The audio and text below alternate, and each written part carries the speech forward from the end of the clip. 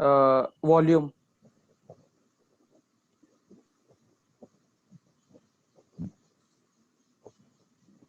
हाँ मैम वही था लास्ट। नहीं, लास्ट लेक्चर का मुझे प्रॉब्लम नहीं चाहिए. People are writing what I did last lecture. I want a lecture before. Anyway चलो स्टोइशियोमेट्री स्टार्ट करवाया था, इतना तो मुझे याद है. ओके, मैं एक प्रॉब्लम देती हूँ स्टोइशियोमेट्री का ही. ओके, और इससे हम समझते जाएंगे more about stoichiometry.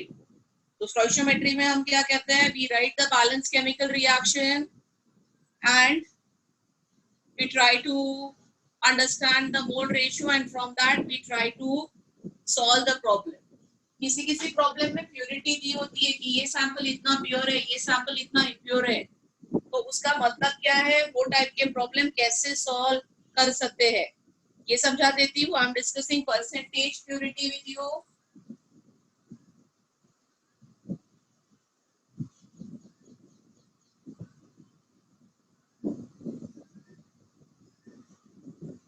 Okay, so simple meaning of percentage purity is कि अगर कोई सैंपल है, और का सैंपल दिया है, ओके, हेमेटाइट दिया है और कहा कि हेमेटाइट इज 50% प्योर, का मतलब है हेमेटाइट में जो हेमेटाइट का मिनरल एक्सपेक्टेड है Fe2O3 वो 50% ही है, और रिमेनिंग 50% क्या होगा? Something else which is not haematite.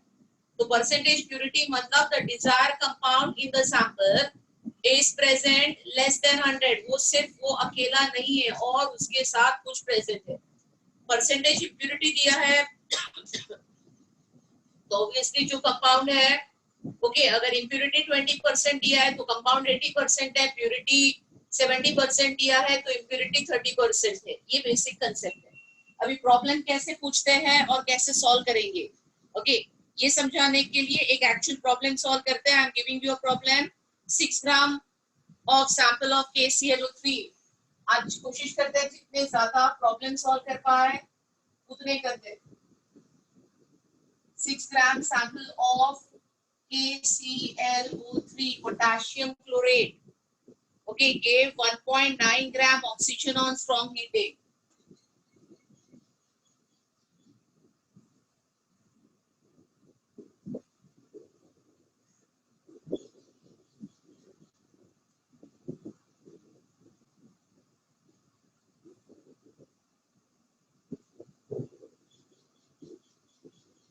What is the percentage purity of the sample?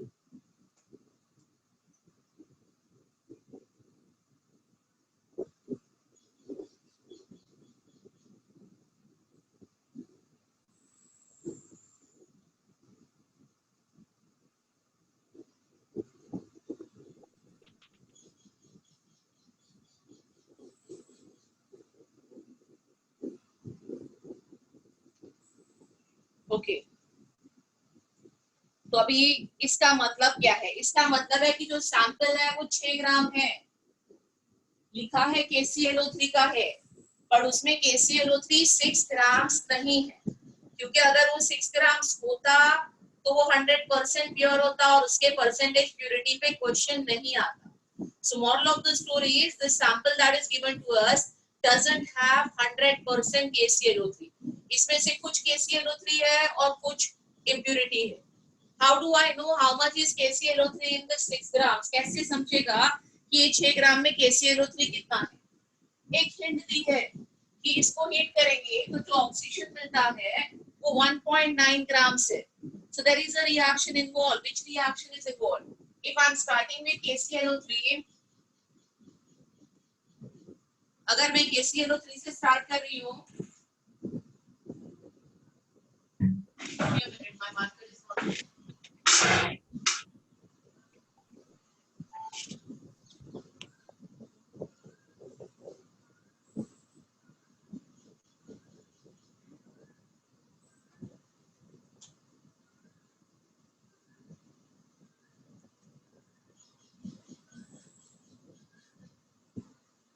So if you are starting with KClO3, then we have to write a reaction. What happens when KClO3 is heated? So everybody knows this reaction. I think ये reaction मैंने करवाई है, आपको कि नहीं करवाई? बोलो फटाफट. KClO3 की हीटिंग की रिएक्शन आती है ना सबको. What do you get when we heat KClO3? Potassium chlorate. जो KClO3 जो होता है वो on strong heating is going to give you KCl and 3/2 moles of O2. Okay, ये हो गया balance reaction that is involved here. So now stoichiometry, let us apply stoichiometry. तो stoichiometry से क्या समझ रहा है कि अगर 1 मोल KClO3 है तो उससे कितना मोल ऑक्सीजन मिलता है 3/2 मोल्स. ओके, अभी प्रॉब्लम में कितने मोल ऑक्सीजन दिया है, हमको कितने मोल ऑक्सीजन मिल रहा है, मोल तो नहीं दिया, मास दिया है 1.9 ग्राम्स ऑफ ऑक्सीजन दिया है. तो ये 1.9 grams of oxygen से we can calculate how much is KClO3 which on heating gave us 1.9 gram of oxygen. How do? I start calculating GMM, gram molecular mass of KClO3. तो KClO3 potassium 19 35.5 48 को add किया तो 1 मोल मतलब 122.5 grams. और oxygen का 1 मोल होता है 32 gram. So 3/2 mole of oxygen is going to be 48 grams, right. तो स्टोइचियोमेट्री क्या कहता है? स्टोइचियोमेट्री ये कहता है कि अगर हमारे पास 48 ग्राम्स ऑक्सीजन मिल रहा है हमको तो उसके लिए जो KClO3 हीट हो रहा है वो 122.5 ग्राम्स हो रहा है. इतना KClO3 जब हम हीट करेंगे तो 48 ग्राम्स ऑक्सीजन मिलता है. So now in the problem we are getting 1.9 grams of oxygen, and to get this how much KClO3 okay is heated. So it will be simply 1.9 into 122.5 upon 48. When we solve this we are going to get the amount of KClO3 which on burning gave 1.9 gram of oxygen. और ये answer आ जाएगा 4.84 gram of KClO3. तो इसका मतलब sample तो 6 ग्राम का था पर उसमें KClO3 कितना था 4.8 ग्राम. So now can I calculate percentage purity of this sample? Okay, 6 ग्राम में 4.8 ग्राम प्योर सैंपल है तो 100 में कितना? This is how you calculate percentage purity, right? So sample originally was 6 gram sample and 4.84 grams KClO3. So your 100 gram sample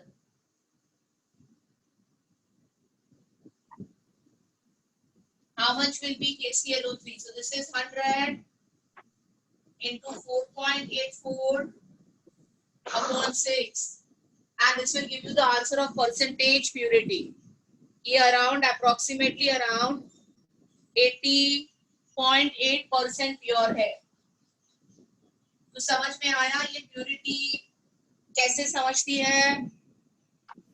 Okay, is it clear everybody? Yes, ma'am. This problem that I solved just now on the board. इस problem में किसी को कोई doubt है तो पूछ लो मुझसे. Otherwise copy this. फटाफट I'll take next problem. Module से भी कुछ करवाऊंगी प्रॉब्लम्स क्लास वर्क में.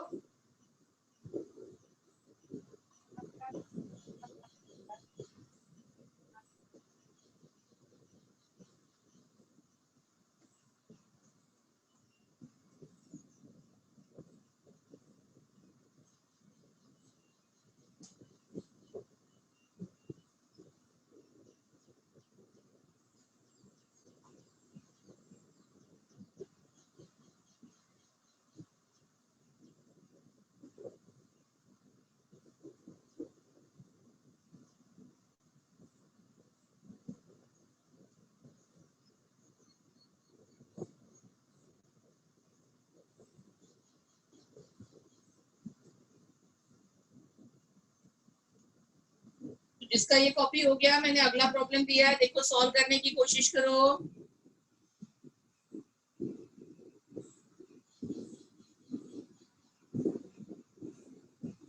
Am I audible? सबको सुनाई दे रहा है? कोई मैसेज कर रहा है कि सुनाई नहीं दे रहा है?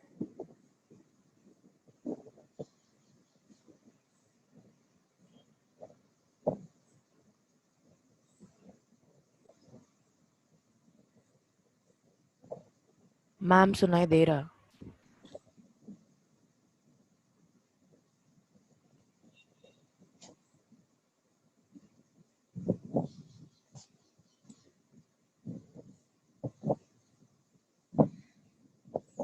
जिसका हो गया, ये नेक्स्ट प्रॉब्लम सॉल्व करने की कोशिश करो। फिर इसके आगे मैं मॉड्यूल से कुछ स्टोइचियोमेट्री के 1-2 प्रॉब्लम सॉल्व करवाऊंगी, and then some more problems. Will teach you also something extra today. थोड़ा सा एक स्टेप आगे स्टोइचियोमेट्री में चले जाएंगे, ज्यादा नहीं।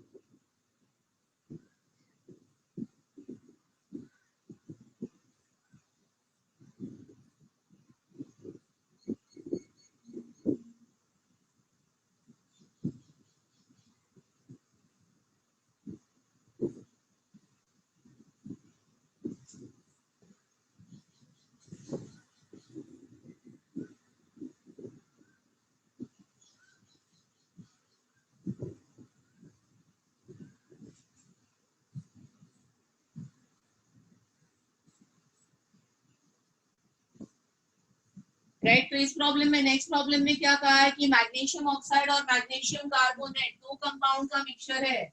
You are having 2 things, magnesium oxide plus MgCO3। Okay, दोनों मिला के आपके पास 12.46 ग्राम्स है, और फिर आप इसको हीट करते हो और इतना लॉस इन मास है। What is the first thing that you have to understand is कि when you are heating this, ये जो है ना, इसका कोई रिएक्शन नहीं होता हीट पे। Magnesium oxide is quite stable on heating. Okay, it is thermally stable. तो रिएक्शन सिर्फ इसका हो रहा है, magnesium oxide as it is रहेगा। What happens when we heat magnesium carbonate? We get the formation of magnesium oxide and carbon dioxide. तो mixture के साथ भी स्टार्ट कर रहे हैं, तो उसमें जो मास का लॉस हो रहा है, that is due to, sorry not carbon dioxide, या कार्बन डाइऑक्साइड, तो जो मास का लॉस हो रहा है, that is due to formation of this gas. Okay, gas निकल जा रहा है और इसके लिए रिएक्शन के वक्त लॉस इन मास हो रहा है। तो ये रिएक्शन में 1 mole magnesium carbonate is giving you 1 mole of carbon dioxide. So we will check the mole ratio. Okay, आपका GMM ये 1 मोल है, और 1 मोल का मोलार मास GMM 84 ग्राम्स हो जाएगा इसका, और कार्बन डाइऑक्साइड भी 1 मोल मिल रहा है और इसका GMM 44 ग्राम्स है। तो इसका मतलब अगर मैग्नीशियम कार्बोनेट 84 ग्राम्स है, तो उसको हीट करने के बाद कितना कार्बन डाइऑक्साइड मिल रहा है हमको? 44 ग्राम्स। प्रॉब्लम में कितना कार्बन डाइऑक्साइड दिया है? Loss in mass 4.4 grams. So we don't have to calculate also here. How much is the magnesium carbonate? 8.4 grams. है ना? तो हमको समझ में आया इस स्टोइचियोमेट्री से कि मिक्सचर में कितना मैग्नीशियम कार्बोनेट है। ओके, जो मैग्नीशियम कार्बोनेट है मिक्सचर में वो 8.4 ग्राम्स है। अभी परसेंट कैसे आएगा? ओके, तो पूछा क्या है, what is the percent composition? तो ऑब्वियसली मिक्सचर में दोनों मिला के आपका 12.46 था, ये आ गया 8.4 ग्राम्स। तो remaining is this which is 4.06 grams. और परसेंट कंपोजिशन कैसे फाइंड आउट करेंगे? आपको percent of magnesium carbonate find out करना है। तो आप टोटल में मैग्नीशियम कार्बोनेट का मास लोगे divided by total into 100. This will give you the percent of magnesium carbonate in the mixture, और फिर रिमेनिंग परसेंट आपका हो जाएगा मैग्नीशियम ऑक्साइड का। So everybody understood this problem? Ma'am एक और बार एक्सप्लेन कर सकते हो? ले लो। मैम एक और बार एक्सप्लेन कर सकते हो? इम्पोर्टेंट प्रॉब्लम सॉल्व करवाती हूँ। मैम एक और बार ये एक्सप्लेन कर सकते हो?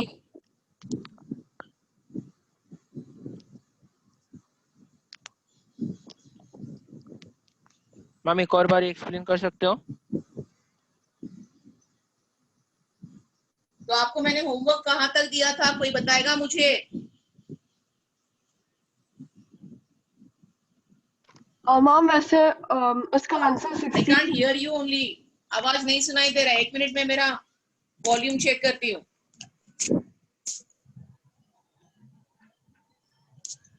वॉल्यूम तो फुल है बेटा। मैम उसका आंसर 67.42 है एक का, और दूसरे का 32.5 समथिंग आ रहा है। 67 आ रहा है ये। हाँ 67.42। Okay great.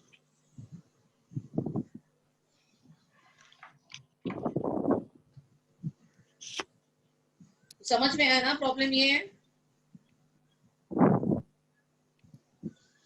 हाँ मैम समझ में आया। स्टोइशियोमेट्री से अगर मिक्सचर भी होगा ना तो हम मिक्सचर का कंपोजिशन फाइंड आउट कर सकते हैं। You got the answer, you said 67.42 and 100 minus 67.42 will be the composition of magnesium oxide.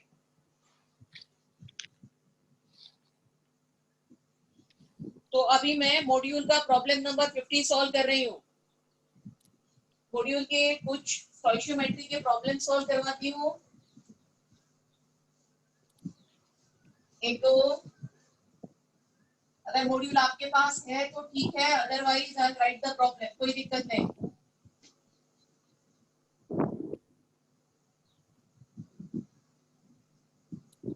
So I'm solving problem number 50, foundation builder module.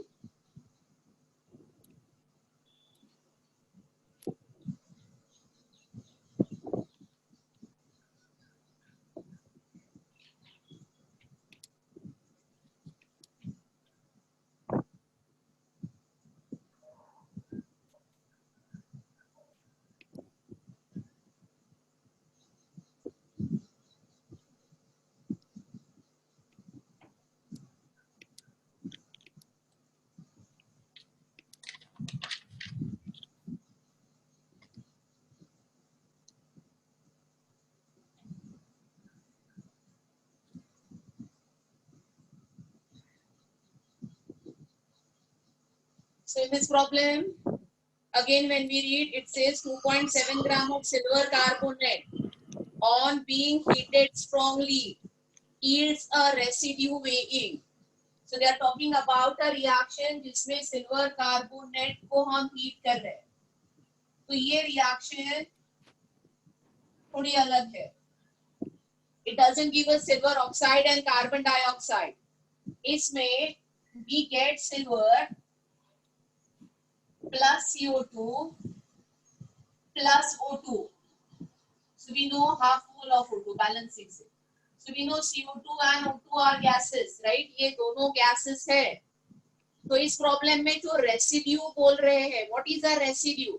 Residue is that which remains behind after the reaction. Silver. Reaction होने के बाद reaction mixture में नीचे जो बचा रहेगा उसको residue कहते हैं। तो इस रिएक्शन का रेसिड्यू क्या है? What is the residue of this reaction? Silver. Silver. Silver हो गया रेसिड्यू। तो पूछा है कि अगर 2.7 ग्राम सिल्वर कार्बोनेट से स्टार्ट करेंगे तो रेसिड्यू कितना होगा? मोल वाइज ये रिएक्शन बता रहा है कि 1 मोल सिल्वर कार्बोनेट होगा तो ये 1 मोल होगा। So I just need to calculate कि 2.7 ग्राम जो है is how much? So GMM silver carbonate का मुझे GMM कैलकुलेट करना है। तो silver is 108, right? Plus carbon तो 216 plus 12, carbon is 12 and plus 48 तीन ऑक्सीजन का। तो ग्राम मॉलिक्यूलर मास अगर इसका हम कैलकुलेट करें तो आ रहा है 276 ग्राम। तो 276 ग्राम से अगर मैं स्टार्ट करती हूँ तो सिल्वर मिलना चाहिए 108 ग्राम। बट प्रॉब्लम में दिया है 2.7 ग्राम है। मैम 2 AG होगा। So how much is the silver and state calculate? Everybody understood? Ma'am हाँ बोलो मैम बेटा। AG2 होगा। एजी बैलेंस नहीं है ना? मैम बैलेंस नहीं है। Sorry sorry sorry, Ag balance नहीं है, ये 2 मोल है। तो ये 2 मोल मतलब यहाँ पे मुझे देना पड़ेगा 216 grams. Now so okay, Ag balance नहीं था तो balancing wise 1 mole of silver carbonate is giving you 2 moles of silver. तो 276 से 216 ग्राम सिल्वर रेसिड्यू मिलेगा, तो 2.7 से how much? So approximately everybody is understanding कि 2.1 के अराउंड आंसर आएगा इसका, राइट? सॉल्व करने की भी जरूरत नहीं है, दिख रहा है ना, डेसिमल शिफ्ट करके लिटिल लेस देन 2.16 है. So any option that is showing little less than 2.16, we will click.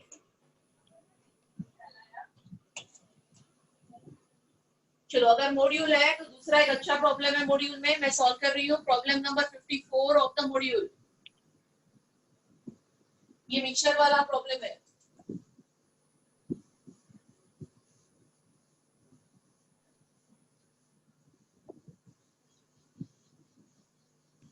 We are just doing more practice of stoichiometry.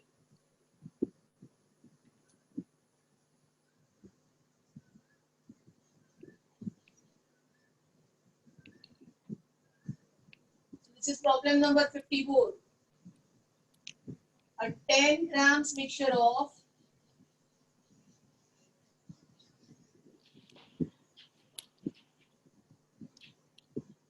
calcium chloride and sodium chloride is treated with sodium carbonate.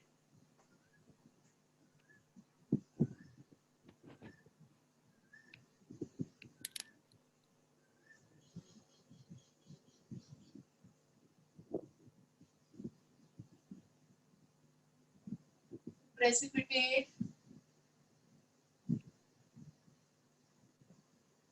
calcium carbonate. तो इस mixture को हमने sodium carbonate से treat किया और इससे हमको calcium carbonate का प्रेसिपिटेट मिला. Precipitate the calcium as calcium carbonate.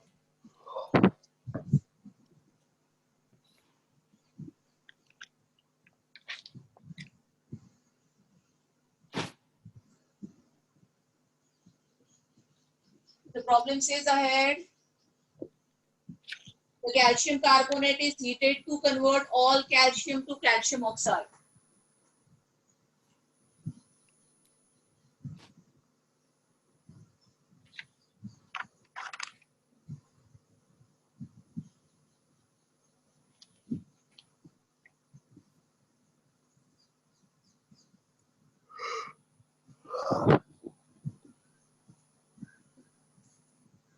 Convert all calcium to calcium oxide. और दिया है कि the and final mass of calcium oxide is 1.62 grams.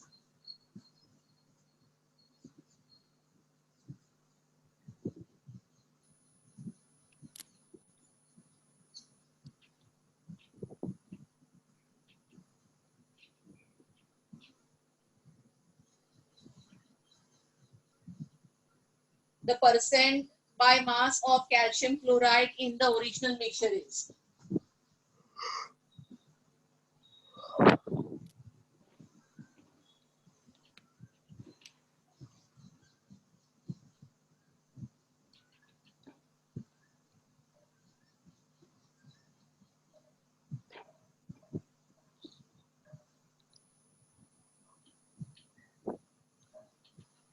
ठीक है, तो एक बार प्रॉब्लम पढ़ लो, समझ लो कैसे करना है. देखो कुछ समझता है खुद से तो, अदरवाइज आई एम सॉल्विंग. कुछ तो सोचने की कोशिश करो इसके बारे में.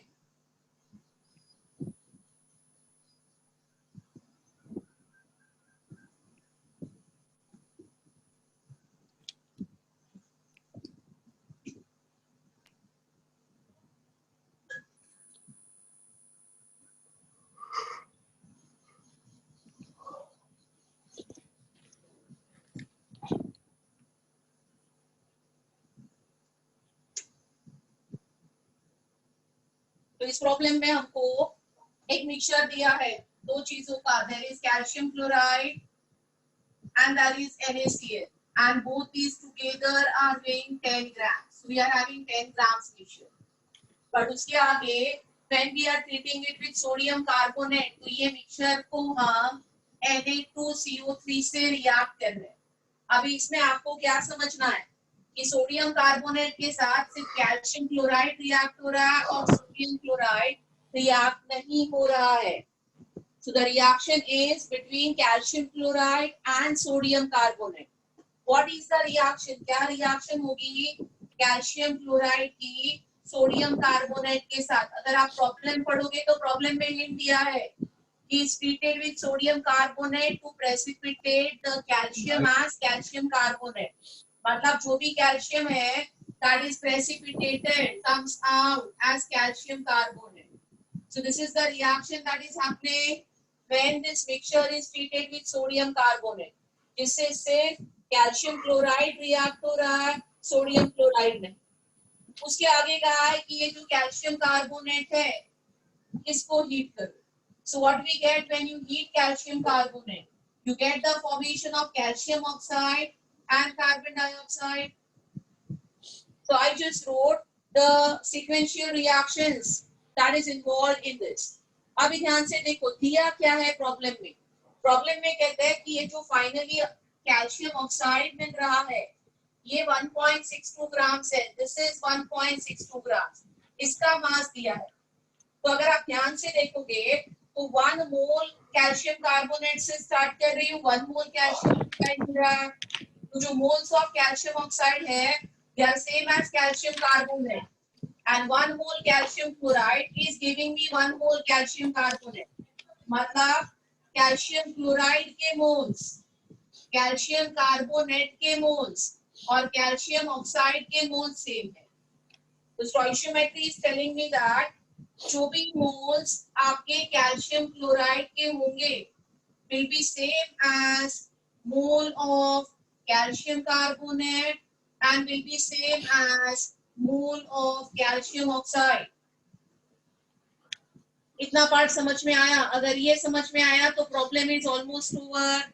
अभी जो मास दिया है 1.62 ग्राम दिया है मुझे कि 1.62 ग्राम क्या है. 1.62 ग्राम मेरे पास कैल्शियम ऑक्साइड है, ये 1.62 ग्राम है.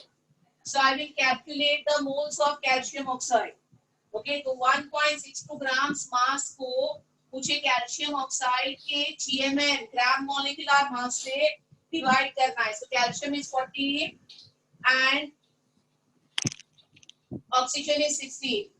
तो 1.62 ये लिटिल लेस देन 0.3 मोल्स होगा. 1.62 अपॉन 56 आ गया.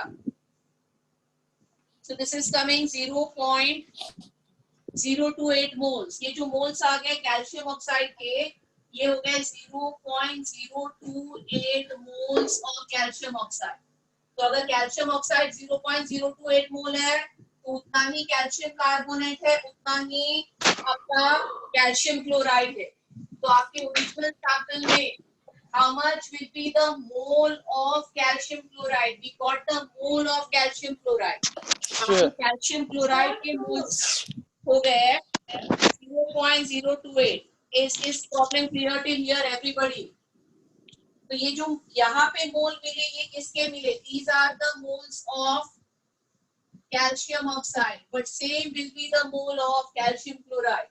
So I'm writing here, therefore moles of calcium chloride are going to be 0.028 mole. अभी मुझे परसेंट कंपोजिशन निकालना है, मतलब मोल से काम नहीं चलेगा, मास चाहिए. तो व्हाट इज द मास? यहाँ पे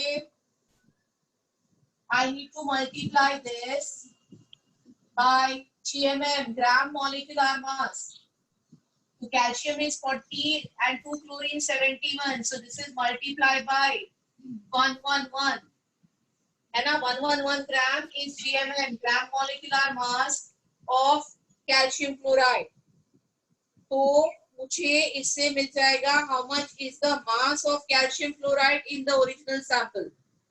तो तो ये आ जाता है अराउंड 3.21 ग्राम्स। तो जो ओरिजिनल सैंपल है उसमें कैल्शियम क्लोराइड हो गया 3.21 ग्राम्स। इसके आगे क्या करना है, परसेंट बाय मास, तो इसका परसेंट निकालना है मुझे। तो 3.21 grams will be how many percent? 10 grams में 3.21 is 32.1%. Everybody understand? तो इसके आगे बस परसेंट ऑफ कैल्शियम क्लोराइड हो जाएगा 3.21 into 100 upon 10 and the answer will be 32.1%.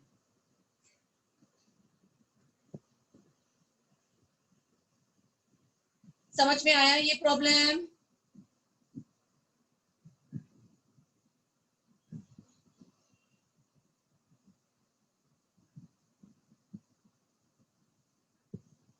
Anybody having any doubt here?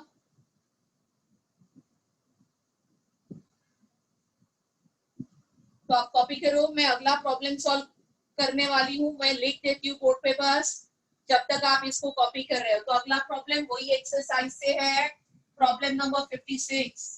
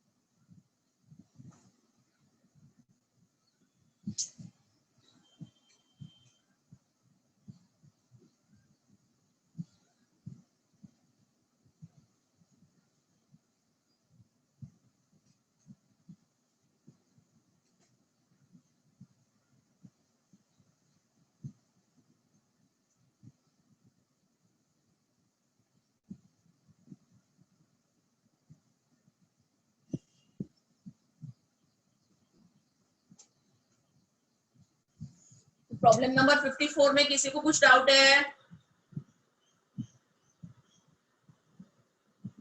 No ma'am. Great. तो ये अगला प्रॉब्लम पढ़ लिया सबने? देखो कुछ समझ रहा है कैसे करना है?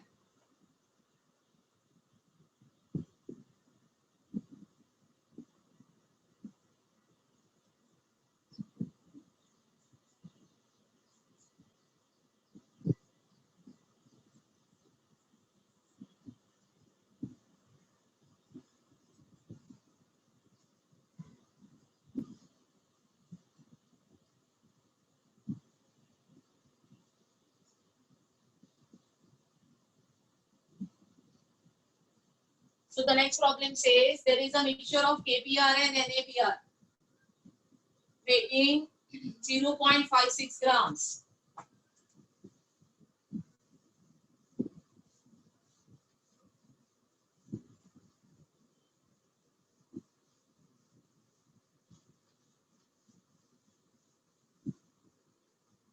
So next problem, I am having a mixture of potassium bromide and sodium bromide और दोनों का मिलके जो वेट है वो 0.56 ग्राम से। अल्टीमेटली प्रॉब्लम में केबीआर का वेट पूछा है, तो आई एम अज्यूमिंग कि ये KBr let it be x grams. So how much will be NaBr? 0.56 minus x grams. So I'm having this composition. Now to solve this, okay, मुझे HEBr का मास दिया है, HEBr के मोल्स दिए, but I need KBr के moles also and NaBr के moles also. So in terms of x, I will solve. So I'm first calculating moles of KBr. How much KBr do we have? So that will be the mass in grams, that is x, divided by the gram molecular mass of KBr. So your potassium is 39 and bromine is 80. 39 plus 80, ये हो जाएगा 119. तो ये हो गया moles of KBr. Similarly, I will calculate moles of NaBr in terms of x. तो NaBr का जो मास है वो 0.56 minus x है, और NaBr का मोलार मास हो जाएगा 80 plus 23, that is 103 grams. तो ये दो moles in terms of x आ गए, but HEBr के मोल्स एक्चुअल आ जाएंगे. So how many moles of HEBr we are having? ये moles of HEBr हो जाएगा mass 0.97 grams upon GMM. This is 108, this is 80, so 188. ये हो गए moles of HEBr. These are also moles. हमने सबके moles calculate किए. अभी रिएक्शन क्या है? रिएक्शन में when I am treating KBr plus NaBr with He plus, I am getting a precipitate of HEBr. तो इसमें आपको ये समझना है कि इस रिएक्शन में Br KBr से भी आता है और NaBr से भी आता है, और सिल्वर के मोल्स तो 2 मोल्स लगेंगे and I will get 2 moles of HEBr. So this is the reaction कि जब भी ये सैंपल को हम सिल्वर के सॉल्यूशन के साथ ट्रीट कर रहे हैं, तो KBr से भी ब्रोमीन रिएक्ट हो रहा है, NaBr से भी ब्रोमीन रिएक्ट हो रहा है. KBr से कितना ब्रोमीन के मोल्स रिएक्ट हो रहे हैं? 1 मोल ऑफ ब्रोमीन. NaBr से भी 1 मोल ऑफ ब्रोमीन, और तभी जाके यहाँ पे 2 मोल ऑफ प्रेसिपिटेट बनता है. तो इससे मुझे क्लियरली दिख रहा है कि जो moles of HEBr बन रहे हैं, stoichiometry says the moles of HEBr that we are getting is exactly equal to moles of KBr plus moles of NaBr. Is everybody understanding this statement that I wrote? Okay, Yes, ma'am. Stoichiometry से clearly दिख रहा है कि जो HEBr के moles बनेंगे, okay, that will be simply addition of moles of KBr and NaBr, क्योंकि Br KBr से भी आ रहा है, NaBr से भी आ रहा है, और टोटल मिलके किसके मोल्स हो रहे हैं? HEBr के. So I got an equation in which I will substitute and solve. So I have moles of HEBr. Where are they? Here. है ना, ये मेरे HEBr के मोल्स है, तो HEBr के मोल्स हो गए 0.97 upon 188 moles, and that will be equal to moles of KBr, which is x upon 119. तो मैंने एक इक्वेशन फॉर्म कर लिया in terms of x, और मोल्स ऑफ NaBr हो जाएंगे 0.56 minus x upon 103, and I need to solve this for x. इसको मुझे x के लिए सॉल्व करना है. x is the answer. हम 2 HEBr है ना? क्या बोल रहा है?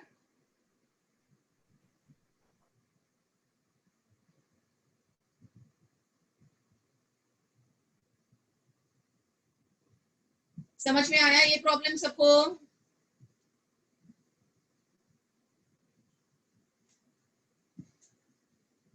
मैम AgBr को into 2 नहीं लेना पड़ेगा? नहीं करना पड़ेगा बेटा into 2। क्यों नहीं करना पड़ेगा? क्योंकि मैंने दोनों के मोल्स ऐड किए ना, वही तो कंसेप्ट है। मैं ये नहीं बोल रही हूँ कि 1 mole of KBr is giving me 2 mole of AgBr, ये नहीं हो रहा है यहाँ पे। 1 मोल KBr से ब्रोमीन का आ रहा है तो 1 मोल NaBr से आ रहा है। तो जब भी मैं मोल्स ऑफ KBr और NaBr ऐड कर रही हूँ, that is what is AgBr के मोल्स, है ना। क्योंकि इसमें ब्रोमीन तो अलग कंपाउंड से आ रहा है, एक कंपाउंड से नहीं आ रहा है। इसके लिए into 2 नहीं करना है, into 2 के बदले दोनों के मोल्स का एडिशन करना है।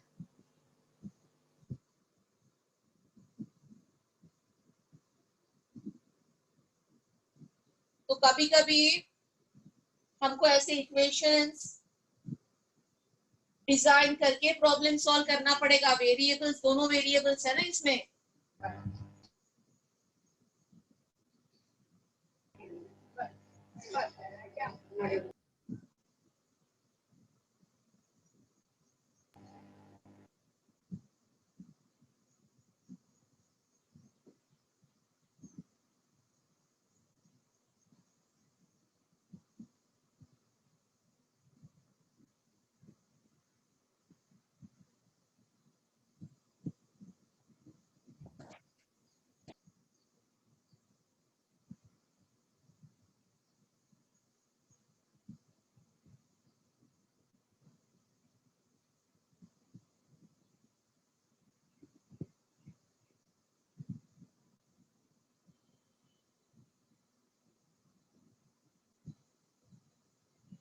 So anyone has any doubt in this problem, ask me. Otherwise अभी next मैं थोड़ा कुछ आपको और एक concept सिखा देती हूँ stoichiometry में, और फिर और problem solve करेंगे stoichiometry के ही।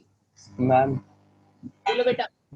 KBr और NaBr में से Br तो जा रहे हैं 2 AgBr में।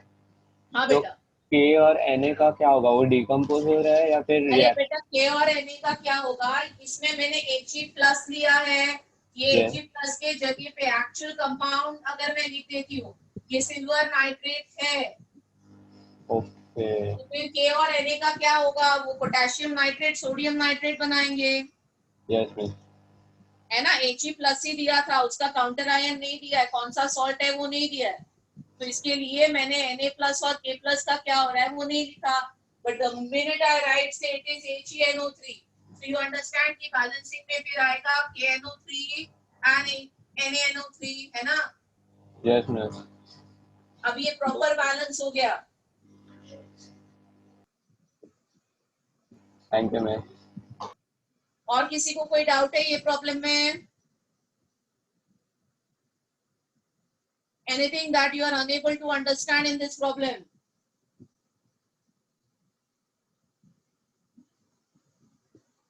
तो आप घर में है ना, ये फाउंडेशन बिल्डर कितने तक सॉल्व किया था पहले? मुझे नहीं पता, याद नहीं आ रहा है। आपका 35-40 तक तो किया होगा। आप 60 तक के प्रॉब्लम देख लो। हाँ 50 तक हो गया था। बस फिर आगे के 10 में से 4 तो मैंने कर लिए, है ना। तो आपको फाउंडेशन बिल्डर, ये जो MP चल रहा है फाउंडेशन बिल्डर, फेसबुक में फाउंडेशन बिल्डर 1 to 60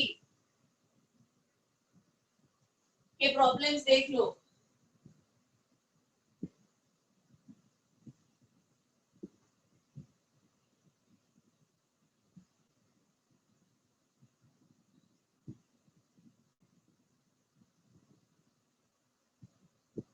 आगे बढ़ू मैं? Can I clear the board? Yes ma'am. चलो अभी ध्यान दो, मैं कुछ सिखा रही हूँ थोड़ा सा स्टोइशियोमेट्री में और सीखेंगे हम। Okay, so let us understand more in stoichiometry. इसके आगे का लेक्चर भी, अगला लेक्चर भी स्टोइशियोमेट्री ही होगा और सिखाऊंगी स्टोइशियोमेट्री में। स्टोइशियोमेट्री के अच्छे प्रॉब्लम्स बनते हैं। तो अभी देखो एक रिएक्शन लेती हूँ जो आपको बता, और उसी से लेके ये अगला कंसेप्ट आपको सिखा रही हूँ। I am doing combustion of methane giving me carbon dioxide and water. So we know this reaction and we know कि इसमें अगर 1 mole मीथेन है उसके लिए 2 mole ऑक्सीजन चाहिए, that will give me 1 mole CO2 and 2 mole water. Right, ये अपनी balance reaction है for combustion of methane and means if I'm starting with 16 grams of methane, for 16 grams of methane to completely react, I'm having 64 grams of oxygen. अभी इस part पे focus करो. Stoichiometry क्यों सीख रहे हैं? क्योंकि अगर प्रैक्टिकली जब भी मुझे ये रिएक्शन कैरी आउट करनी है, तो I don't want any amount of reactant remaining back after the reaction. तो जितना मीथेन है उसको completely react करने के लिए जितना ऑक्सीजन चाहिए वो हम कैलकुलेट करके ऐड कर रहे हैं. अगर इसमें 16 ग्राम्स के लिए 64 के जगह पे कोई भी दूसरी अमाउंट में ऑक्सीजन के लिए ले लूं, तो either methane is going to remain in excess और oxygen is going to remain in excess. But when I take precisely this amount, methane will get over and oxygen will get over. So moral of the story is when we set up a reaction, when we are doing a reaction as per stoichiometric calculation, then we consume the reactant totally. जो भी reactant है वो पूरा खत्म हो जाता है और फिर reaction mixture में आपका reactant बाकी नहीं रहता. और फिर अगर ऐसा situation है तो हम कितना प्रोडक्ट बन रहा है वो भी कैलकुलेट कर सकते हैं. Then I will say I'm getting 45 grams of this and 35 grams of this. So this is when your reaction is as per stoichiometry. अभी ध्यान दो, if I say that एक प्रॉब्लम लेते हैं, तो इस प्रॉब्लम में I am taking 12 grams of methane. 12 grams of methane is reacting with 64 grams of oxygen. और प्रॉब्लम में पूछा है calculate amount of CO2 form. इसमें कितना CO2 बनेगा ये कैलकुलेट करो. तो इस प्रॉब्लम में 64 ग्राम CO2 दिया है, इधर दिख रहा है 64 ग्राम CO2 44 ग्राम CO2 बनाएगा. तो क्या हम आंसर 44 ग्राम्स लिख दे? आंसर इज नो, बिकॉज अगर 64 ग्राम्स ऑक्सीजन है तो उसके कंप्लीट रिएक्शन के लिए एज पर स्टोइशियोमेट्री जो मीथेन रिक्वायर्ड है वो 16 ग्राम्स है, जो है नहीं हमारे प्रॉब्लम में. तो ऐसे टाइप के प्रॉब्लम्स जिसमें आपका रिएक्शन एज पर स्टोइशियोमेट्री नहीं दिया होता, उसको कैसे सॉल्व करना है, what is the concept involved, I am teaching you. अब तक जो भी रिएक्शन हमने किए वो एज पर स्टोइशियोमेट्री थे, but now I am showing you reactions which are not as per stoichiometry and we are understanding then how to solve this type of reaction. तो इसमें रिएक्शन वही है ना, methane plus oxygen giving me CO2 plus 2 moles of water. जिसमें stoichiometry तो कहता है ये 1 मोल है तो ये 2 मोल होना चाहिए, बट प्रॉब्लम में मुझे दिया है ये 12 ग्राम्स व्हिच इज नॉट 1 मोल और ये दिया है 64 ग्राम्स. तो अभी सबसे पहले कैसे समझता है कि जो प्रॉब्लम में दिया है वो एज पर स्टोइशियोमेट्री है या नहीं है, ये वाला पार्ट मैं आपको समझाती हूँ, इस पे ध्यान दो. How I will know कि ये as per stoichiometry है. Suppose यहाँ पे 64 ग्राम्स नहीं कोई दूसरा ही नंबर ले लेती हूँ. I take here से 60 ग्राम्स. इस प्रॉब्लम में 64 नहीं 60 ग्राम्स दे रही हूँ. Now I don't know मतलब कि ये as per stoichiometry है कि नहीं. दो नंबर्स मेरे पास है. So is this as per the stoichiometric calculation or not? I need to check. What do I do? We have to calculate one ratio. So see what is that ratio? I'm writing here. हमको एक ratio calculate करना होता है. That ratio is जो number of moles आपको problem में दिए हैं उसको आप डिवाइड करो स्टोइशियोमेट्रिक कोएफिशिएंट से. So number of moles upon stoichiometric coefficient. So what is number of moles? Number of moles is 16 grams दिया है और ये 64 grams दिया है, तो कितने moles? 1 mole of methane and 2 mole of oxygen.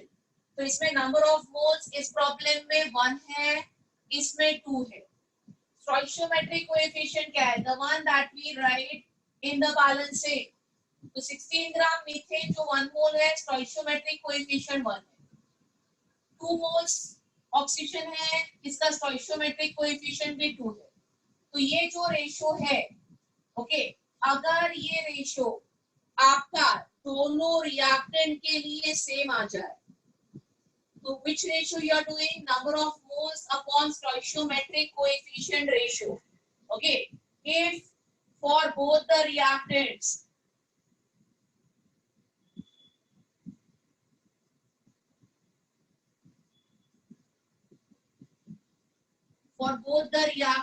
if this ratio is same, then the reactants are as per stoichiometric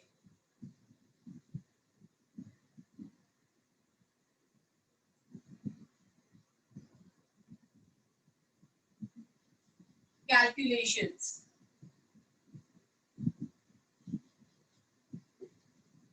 तो अभी ये केस में सेम आ रहा है क्योंकि ये एज पर स्टोइशियोमेट्रिक कैलकुलेशन ही है.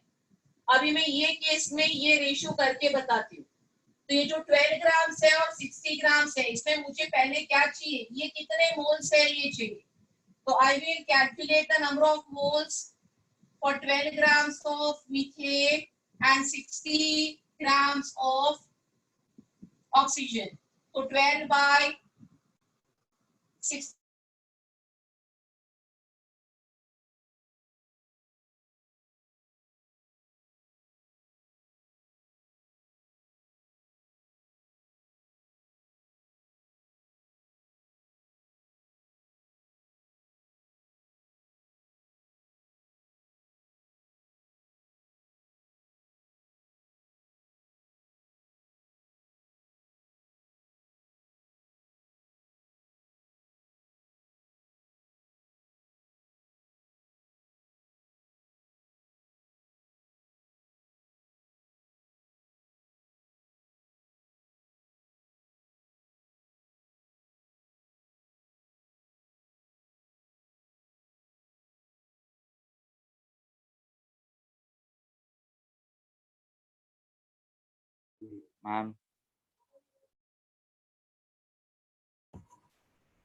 मैम गई. No, I made a mistake here. ये 64 ग्राम से नहीं 32 ग्राम से डिवाइड करना है क्योंकि ऑक्सीजन का ग्राम मॉलिक्यूलर मास 64 नहीं 32 होता है. तो इसके मोल्स मल्टीप्लाई बाय 2 आएंगे. तो ये मोल्स हो गए 1.875. These moles are 1.875 moles. And here it will be 1.875 upon this. So this will be 0.93 approximately. तो ये रेशियो समझ में आया जो मैंने किया. This ratio is number of moles upon stoichiometric coefficient. Number of moles upon stoichiometric coefficient. अभी देखो क्या ये रेशियो सेम आ रहा है अभी. Am I getting this ratio same? Answer is no, I'm not getting this ratio same. So when you don't get this ratio same, इसका मतलब क्या है? अगर ये सेम नहीं है तो इसका मतलब ये है कि ये जो अमाउंट आपको दी है ये as per stoichiometric calculation नहीं है. So I'm just trying to prove one point to you how to understand when it is as per stoichiometric calculation. क्योंकि जब भी वो as per stoichiometric calculation होगा दोनों रिएक्टेंट खत्म हो जाते हैं.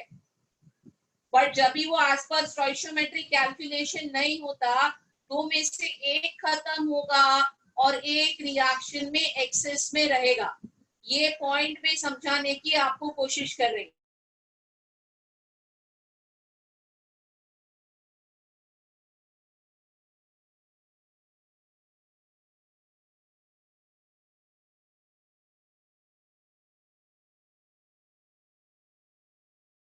0.93। अगर ये दोनों का 0.75 आता तो मैं कहती कि ये problem as per stoichiometric calculation है।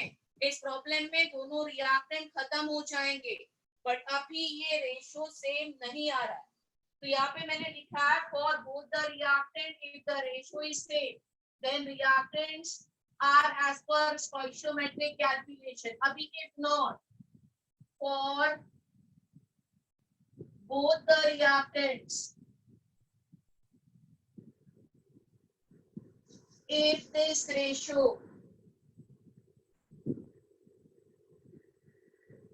is not same, then the one with lower ratio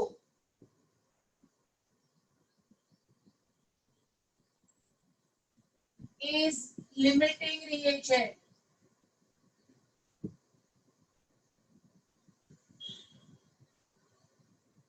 and higher ratio is excess reagent। तो अब इसका मतलब समझाती हूँ, लिमिटिंग रिएजेंट एक्सेस रिएजेंट क्या है। तो अभी हमारे पास रेशियो सेम नहीं है, अलग है। उसमें से जो कम है, कौन कम है? मीथेन का रेशियो कम है, तो मीथेन बन जाता है लिमिटिंग रिएजेंट। लिमिटिंग रिएजेंट का मतलब होता है that reagent which is present in lesser amount, less than what is required as per stoichiometric calculation। और ये प्रॉब्लम में, ये रिएक्शन में खत्म हो जाएगा। तो लिमिटिंग रिएजेंट वो होता है जो रिएक्शन में खत्म हो जाएगा, और जिसका रेशियो ज्यादा है, तो ऑक्सीजन ज्यादा है, तो ऑक्सीजन बन गया एक्सेस रिएजेंट। एक्सेस रिएजेंट क्या होता है? एक्सेस रिएजेंट रिएक्शन में मीथेन खत्म हो जाएगा, बट रिएक्शन में जो ऑक्सीजन है वो रिएक्शन के बाद में रिएक्शन मिक्सचर में प्रोडक्ट के साथ बचा रहेगा। It will remain behind with the product. So is the concept of limiting reagent clear? A reactant which is less than stoichiometric requirement। तो मैंने आपको यहाँ पे समझाया लिमिटिंग रिएजेंट कैसे ढूंढना है। What is a limiting reagent?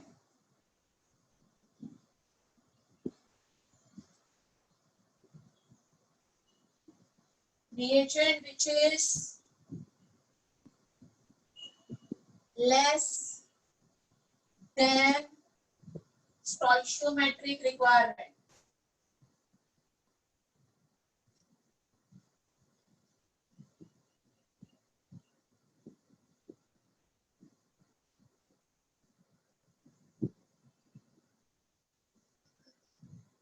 And this gets totally consumed।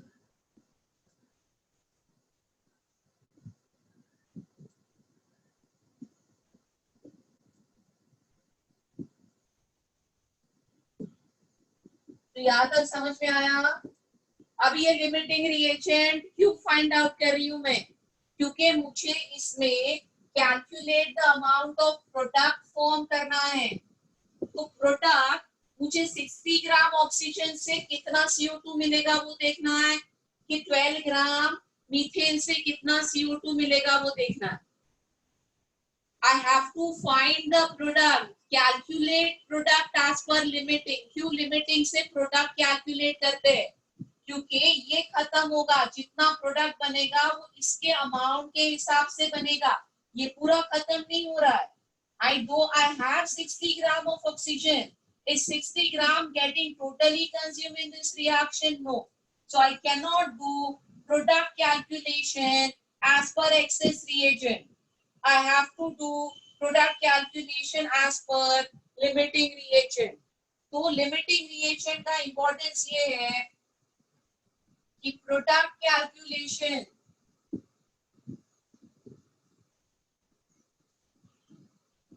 are done as per limiting reagent। जो limiting reagent होता है उसके हिसाब से product calculation करने हैं आपको, ना कि एक्सेस रिएजेंट के हिसाब से। So what is the meaning of do product calculation as per limiting reagent? इस प्रॉब्लम को सॉल्व करने के लिए अभी मैं फाइनली लिखूंगी कि अगर 16 ग्राम मीथेन होता है तो the solution of this problem at the end, if I am having 16 gram methane, that is giving me 44 gram CO2. तो अगर मेरे पास 12 ग्राम मीथेन है तो उससे कितना CO2 मिलेगा? And it will be 12 into 44 upon 16. तो आंसर आ जाएगा 33 grams. ये समझ में आ रहा है सबको?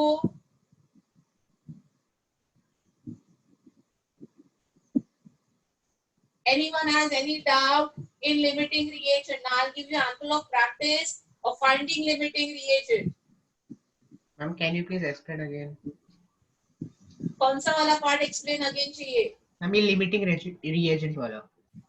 हाँ, तो लिमिटिंग रिएजेंट के लिए पहले मैंने यहाँ पे एक रेशियो निकालने को कहा आपको. हाँ ma'am. Number of moles upon stoichiometric coefficient यहाँ पे निकाला है. Number of moles upon stoichiometric coefficient.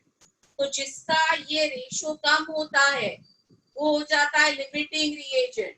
Limiting reagent मतलब रिएक्शन में वो रिएजेंट जो खत्म होगा. क्यों दोनों खत्म नहीं होंगे? क्योंकि हमने दोनों को एज पर स्टोइशियोमेट्रिक कैलकुलेशन नहीं लिया. अगर ये 0.75 मोल है तो उसके लिए ये 1 मोल है तो ये 2 मोल चाहिए कि नहीं? तो 0.75 मोल के लिए ये कितना मोल चाहिए? 1.5 मोल चाहिए. अगर ये 0.75 मोल है और ये 1.5 मोल है, दोनों खत्म हो जाएंगे. अभी ऐसा नहीं है. ये 0.75 दिया है और ये 1.8 मोल्स दिया है. मतलब ये पूरा खत्म नहीं हो जाएगा, इससे कुछ बचा रहेगा. ये हो गया एक्सेस रिएजेंट. और जो पूरा खत्म हो जाएगा वो हो जाएगा लिमिटिंग रिएजेंट. तो how to find this? But इसके लिए एक रेशियो कैलकुलेट करते हैं. Number of moles upon stoichiometric coefficient का रेशियो.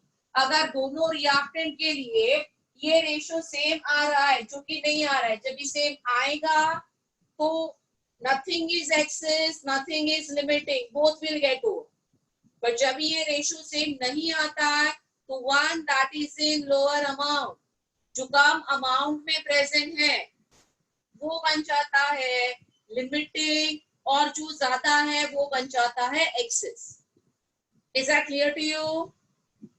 Yes ma'am. ये कॉपी करो. हम बहुत प्रैक्टिस करेंगे इसकी, कैसे रेशियो निकालना है, कैसे लिमिटिंग समझना है. तो ये कॉपी करो, मैं प्रैक्टिस करवाती हूँ, सारे डाउट्स क्लियर हो जाएंगे.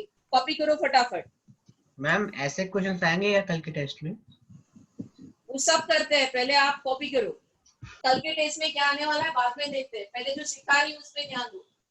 कल का टेस्ट कोई जेई एडवांस का फाइनल नहीं है ना कि जिसको लेके हम इतना सोचे.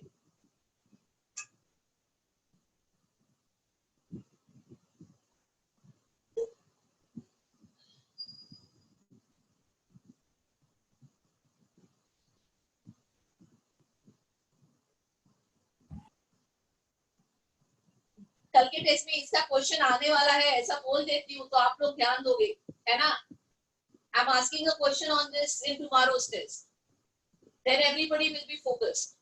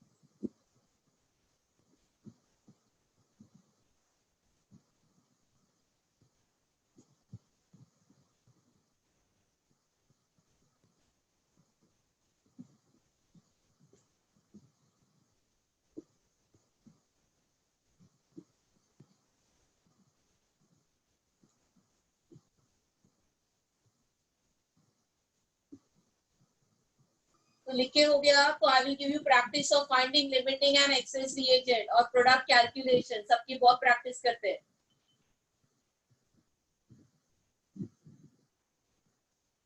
Yes ma'am. So can I clear the ma'am code? नहीं, 2 मिनट। ये एक प्रॉब्लम भी सॉल्व किया है हमने इसमें। हाँ,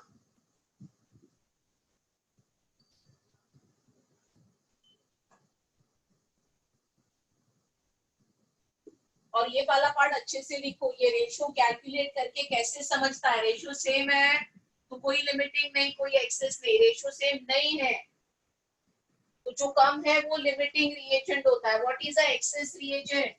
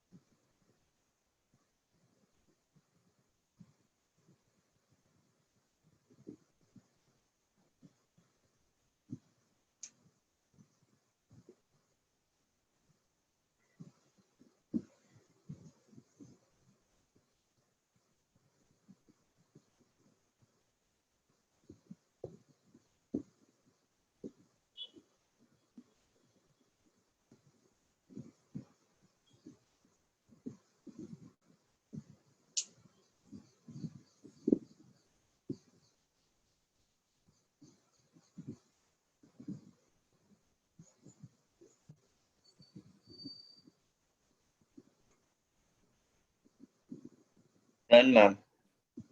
चलो तो अभी ध्यान दो। अगला problem,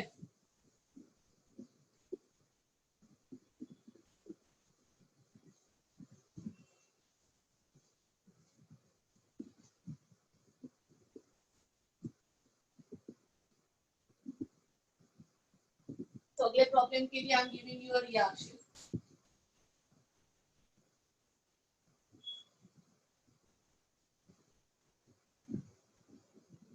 This is the reaction given, and the problem says starting with 4 mole of A and 6 moles of B.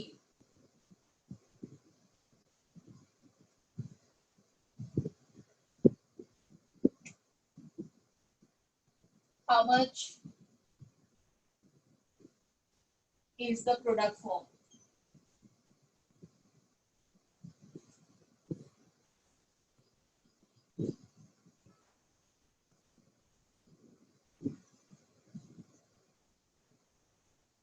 तो ये प्रॉब्लम है। इसमें how much is the product form पूछा है और क्या क्या कैलकुलेट करना है, लिमिटिंग और एक्सेस भी ढूंढना है, सब करना है इस रिएक्शन में। तो देखो कैसे करना होता है। आपको रिएक्शन दी है, 3 मोल ऑफ ए है, 4 मोल ऑफ बी है, तभी आपको A3B4 1 मोल मिलता है। ये स्टोइशियोमेट्री है। बट प्रॉब्लम में कितने मोल्स ए लिया है? प्रॉब्लम में ये लिया है 4 मोल और बी लिया है 6 मोल। तो मुझे सबसे पहले क्या कैलकुलेट करना पड़ेगा? I need to calculate this ratio. If this ratio is same for both the reactant, अगर ये रेशियो दोनों रिएक्टेंट के लिए सेम है तो nothing excess nothing limiting. But अगर सेम नहीं है तो मुझे लिमिटिंग रिएजेंट फाइंड आउट करना पड़ेगा, क्योंकि प्रोडक्ट का जो कैलकुलेशन है उसके लिए मुझे लिमिटिंग रिएजेंट चाहिए। So how do I get the ratio? इस प्रॉब्लम के लिए नंबर ऑफ मोल्स दिया है 4 है ना, और स्टोइशियोमेट्रिक कोएफिशिएंट 3 है। 4 मोल given, 3 is the stoichiometric coefficient. So this will be 1.33 और यहाँ पे नंबर ऑफ मोल्स 6 दिए हैं और स्टोइशियोमेट्रिक कोएफिशिएंट 4 है, तो ये हो जाएगा 6/4, right, is 3/2 and your 3/2 is 1.5, तो ये हो गया 1.5.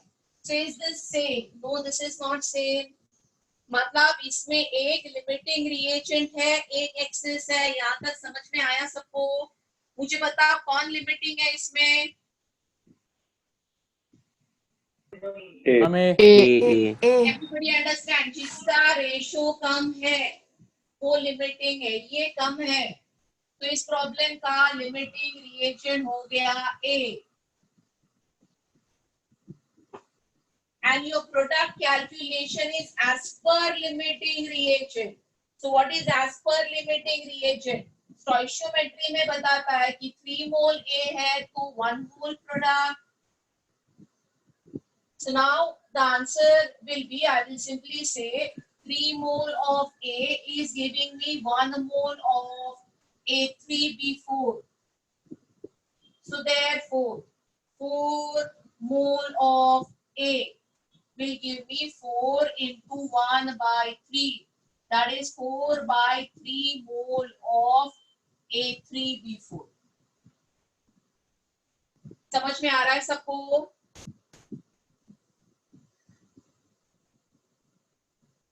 How to find limiting reagent? Is it clear?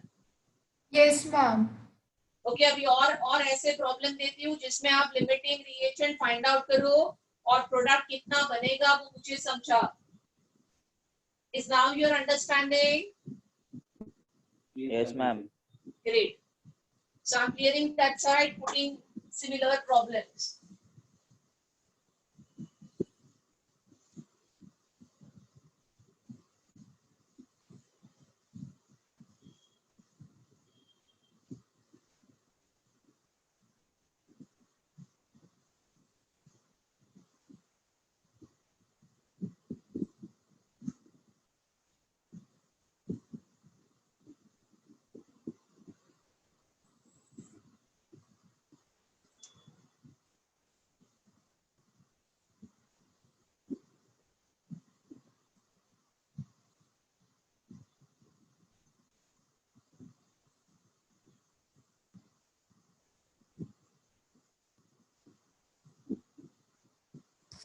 Ma'am बोलो बेटा.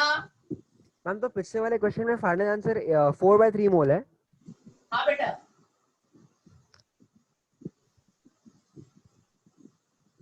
Product form will be 4/3 moles.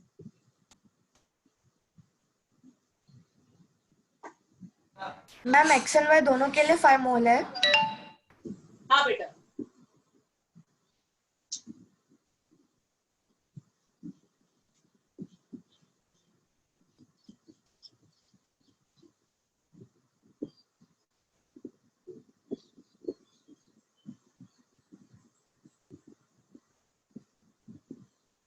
हम 5/3.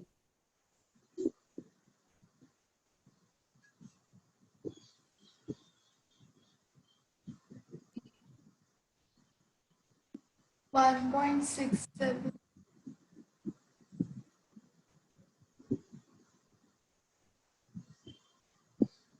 5/3.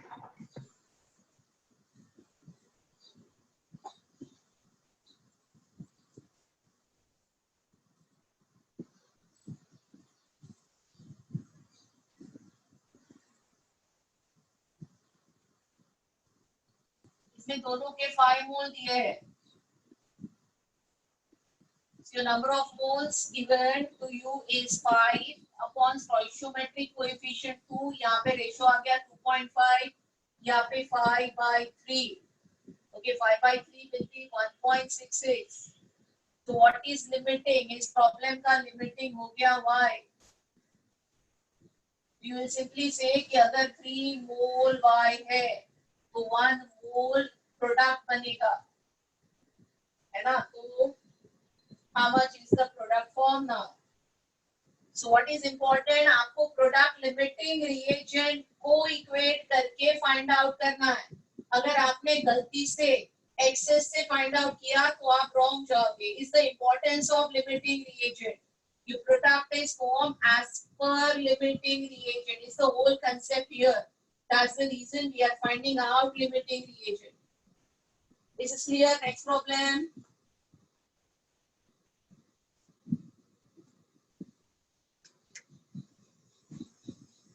So I hope everybody is able to find limiting and excess.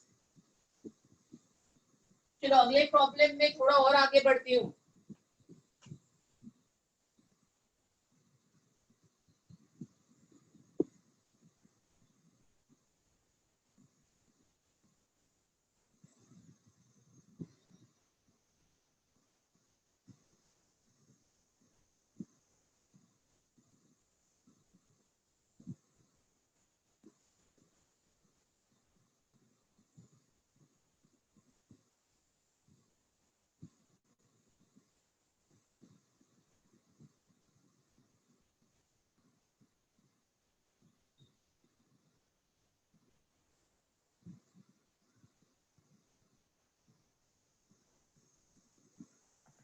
Ma'am 2.5 moles. Yes, ma'am. 2.5.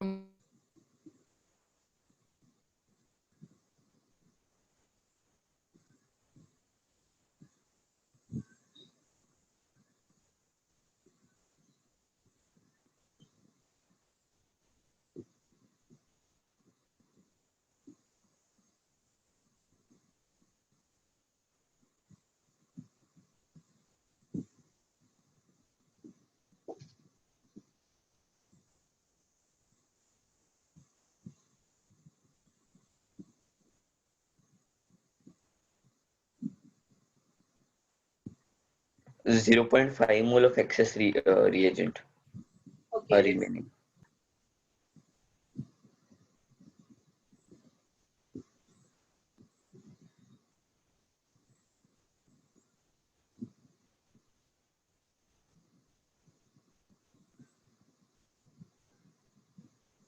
तो I hope limiting access का concept सबको समझ में आया. किसी को कंसेप्ट समझने में कोई दिक्कत नहीं है?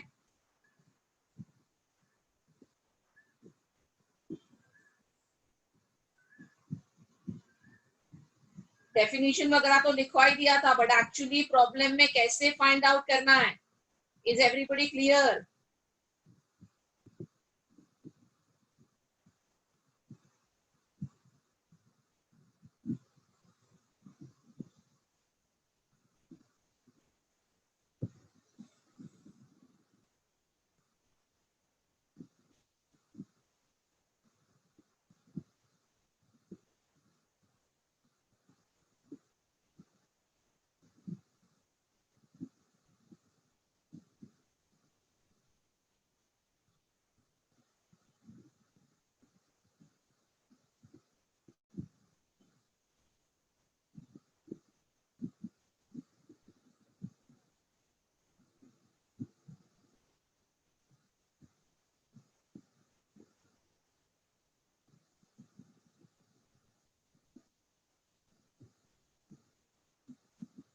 तो इस क्वेश्चन में 2 मोल ऑफ P दिया है, 1 मोल ऑफ Q दिया है, and giving you a product P2Q. ठीक है. प्रॉब्लम में कहता है दोनों ले लो 5 मोल, नहीं सॉरी, ये 5 मोल दिया है और ये 3 मोल दिया है. So first finding limiting and excess. So this will be 5/2. ये हो गया 2.5 moles. 3/1 ये हो गया 3. Obviously इसमें limiting हमने find out किया. P is limiting, Q is excess. है ना? P is limiting, Q is excess. तो limiting reagent आ गया. तो product formation as per limiting reagent. I will say 2 mole of P gives me 1 mole of P2Q. So therefore 5 mole of P will give 5/2 mole of P2Q. तो product form आ गया. Access कैसे समझना है? Access के लिए हमको ये समझना पड़ेगा कितना Q कंज्यूम हो रहा है एक्सेस रिएजेंट तो क्यों है ना, तो कितना खत्म होगा ये कैलकुलेट करेंगे, और जितना खत्म होगा उससे फिर रिमेनिंग कैलकुलेट करेंगे। तो स्टोइशियोमेट्री कहता है अगर 2 मोल पी है तो उसके लिए 1 मोल क्या चाहिए, क्यू, है ना। तो 1 मोल क्यू है तो 2 मोल पी। अभी हमारे पास कितना लिमिटिंग रिएजेंट है, 5 मोल। तो 5 मोल के लिए how much is the access reagent required?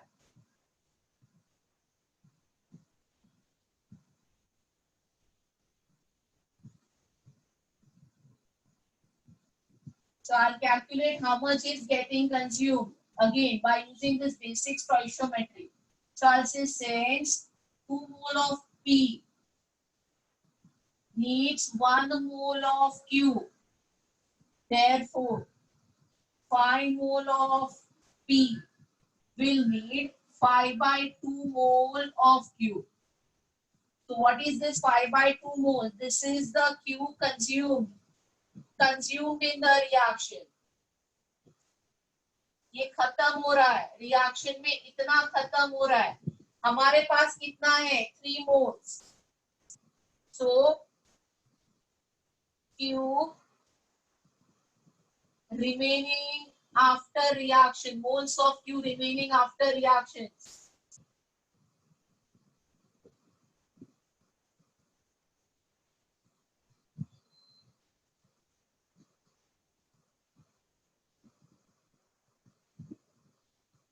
तीन मोल से स्टार्ट किया, 2.5 मोल खत्म हो गया, कितना बच गया, एक्सेस रिएजेंट बचेगा 0.5 मोल्स। समझ में आ रहा है सबको?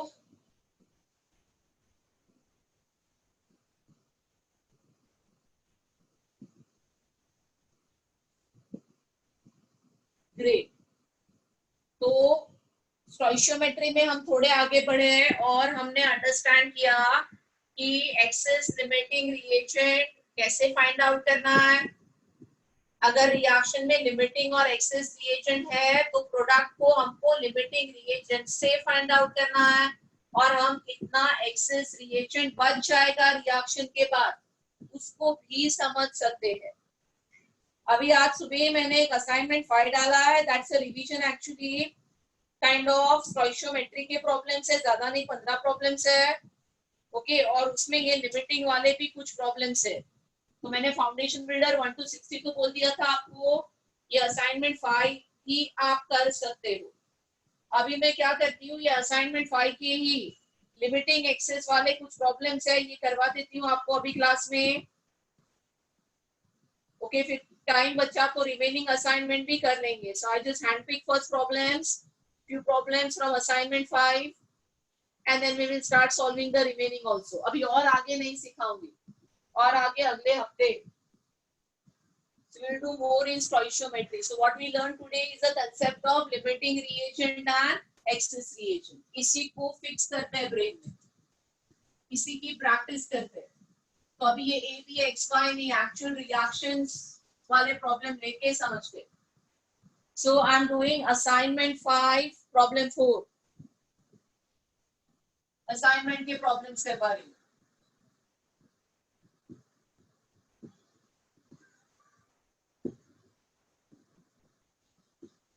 So if you can open, it's better. Otherwise, I'm writing on the board. एक line का तो problem।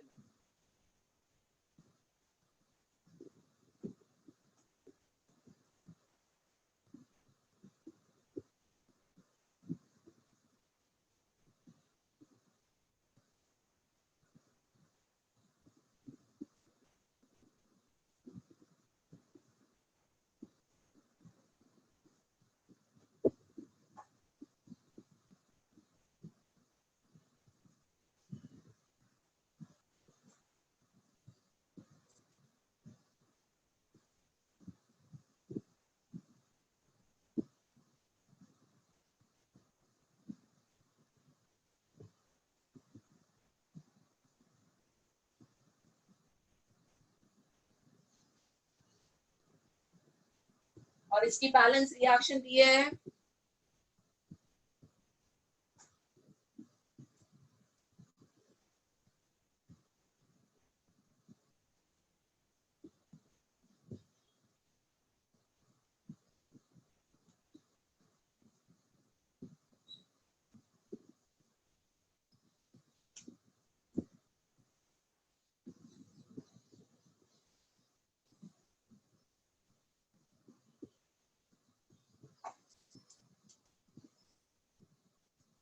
So try solving this.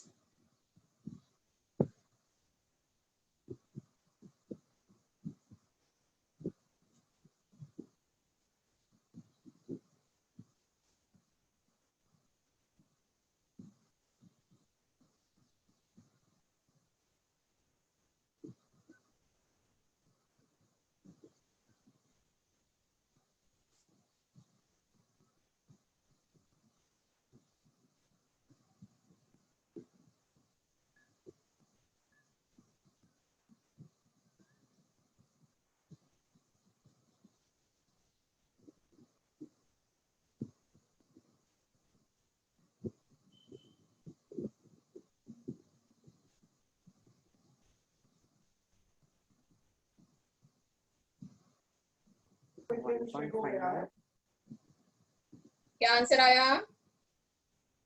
1.5 मोल.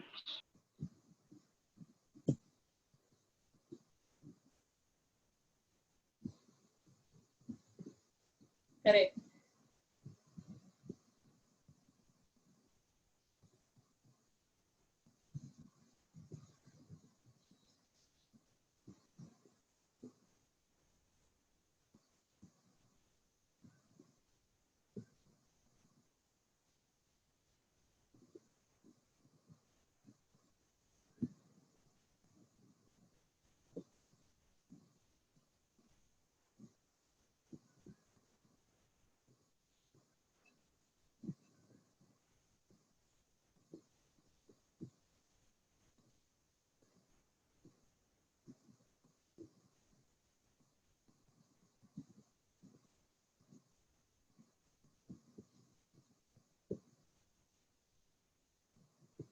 तो इस प्रॉब्लम में रिएक्शन दिया है. So as per stoichiometry we can see कि अगर ये 1 मोल है तो ये 2 मोल चाहिए और जिससे 3 मोल सल्फर बनता है.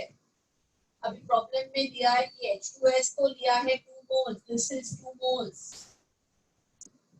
और इसके लिए दिया है 11.2 liters. So 11.2 liters is how many moles? 0.5 moles. As 1 mole of a gas occupies 22.4 liter at STP, तो 11.2 मोल जो है वो 0.5 मोल्स है. अभी मुझे देखना है कि लिमिटिंग एक्सेस कौन है. So my ratio will be number of moles of SO2, that is 2 upon stoichiometric coefficient, and here number of moles of H2S, that is 0.5 upon stoichiometric coefficient.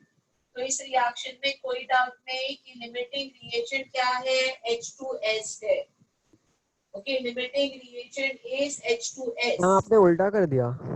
क्या उल्टा कर दिया बेटा? 11.2 लीटर SO2 है और 2 moles H2S है. Okay, so problem से 2 moles H2S है और 11.2 लीटर्स आपका क्या है? SO2 है. तो 11.2 लीटर्स इज 0.5 मोल. तो यहाँ पे given is 0.5 mole upon stoichiometric coefficient 1, इसका रेशियो आ गया 0.5 मोल. और यहाँ पे 2 मोल दिया है H2S, तो ये 2 अपॉन स्टोइशियोमेट्रिक कोएफिशिएंट 2, इसका रेशियो आ गया 1. तो इसमें आपका SO2 we found out to be limiting, ये limiting है. तो your product formation is as per limiting. तो I will say 1 mole of SO2, जो SO2 1 mole है, is giving me 3 mole sulfur. So therefore 0.5 mole SO2 will give me 1.5 mole sulfur. So answer of this problem is जो sulphur बन रहा है वो कितना है? 1.5 मोल. Any doubt anyone has here? So this is actually solving the problems on limiting and excess reagent. Simple. तो यही exercise में नेक्स्ट लिमिटिंग और एक्सेस वाला problem is problem number 6. Start solving problem number 6.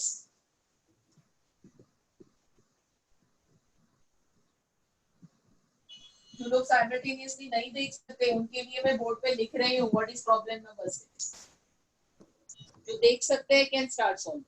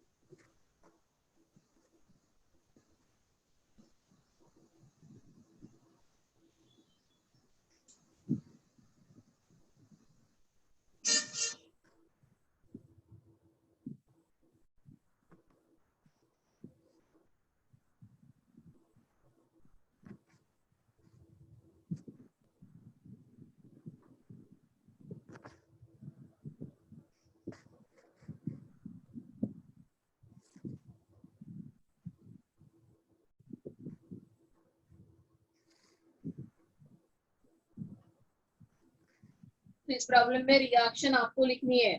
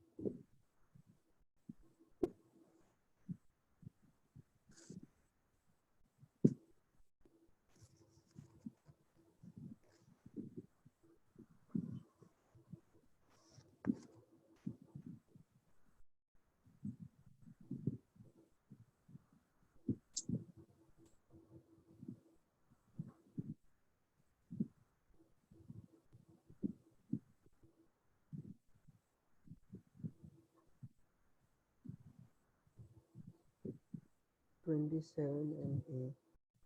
Ma'am 0.1. Okay.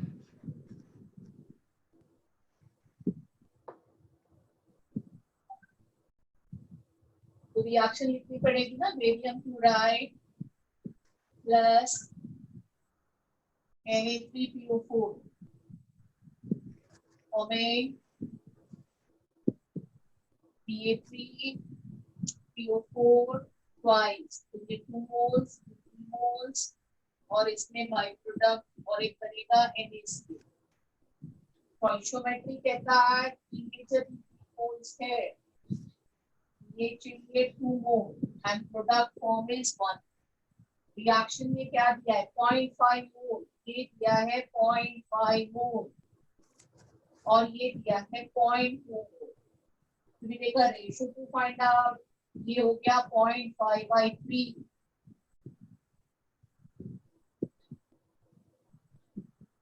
और ये हो गया 0.2/2.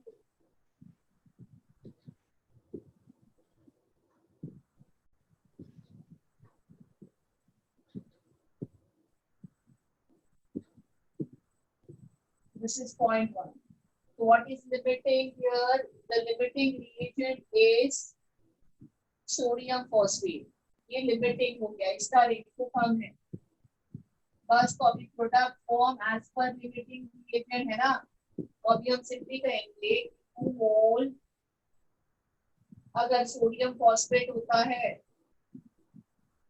तो तो आपका प्रोडक्ट जो बनता है वो 1 मोल है, 1 mole of barium phosphate. So therefore, when you are having 0.2 mole of sodium phosphate, how much will be the product? The answer simply will be 0.1 mole of barium phosphate. Right तो ये limiting access सबको समझ में आ रहा है? अभी किसी को कुछ डाउट है तो पूछो पूरे कंसेप्ट में।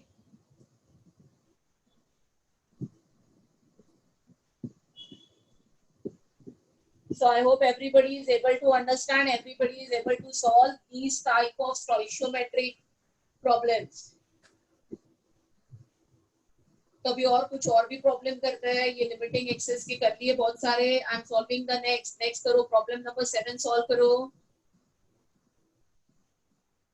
ये परसेंटेज प्यूरिटी वाला है, मैं लिख रही हूँ बोर्ड पे, अगर किसके पास नहीं है असाइनमेंट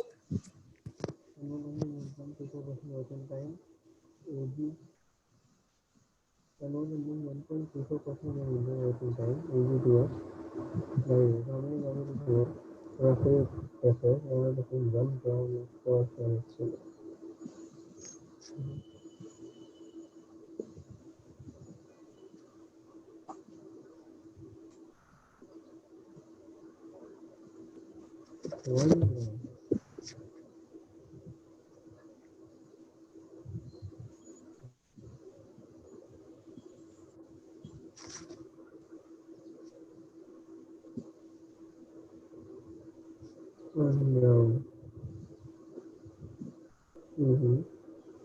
108, 32, 140.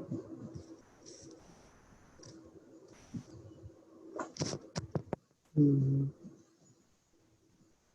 2S. 216. 216, 32, 218, 248. 248 grams.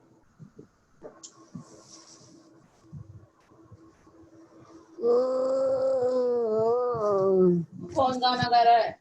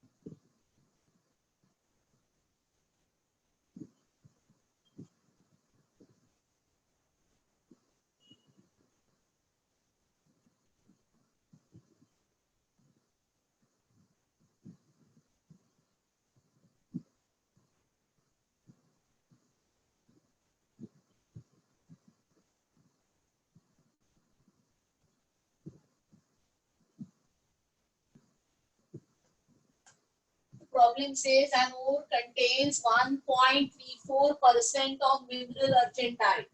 इसका मतलब जो माइन से सैंपल आता है उसमें जो मिनरल है Ag2S वो 1.34% है। मतलब अगर ये आप 100 ग्राम्स लोगे तो ये 1.34 ग्राम्स है, इतना ही है।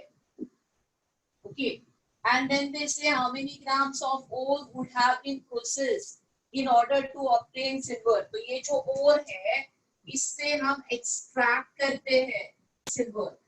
Okay, we don't have to do the detailing of the reaction, but ore के formula से समझ में आ रहा है कि अगर 1 mole ore है तो उससे silver कितना मिलेगा? 2 moles.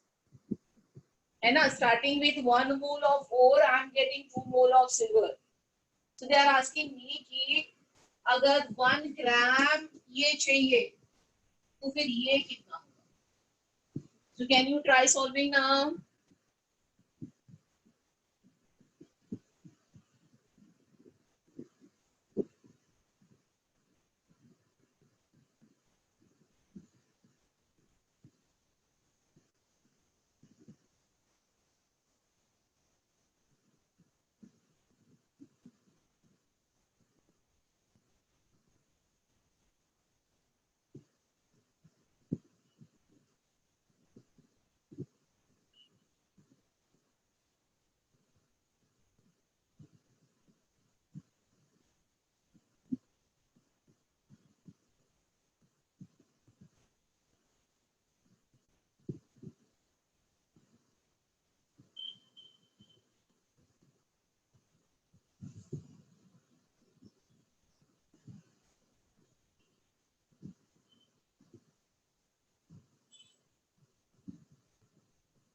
To calculate the GMM of He2S,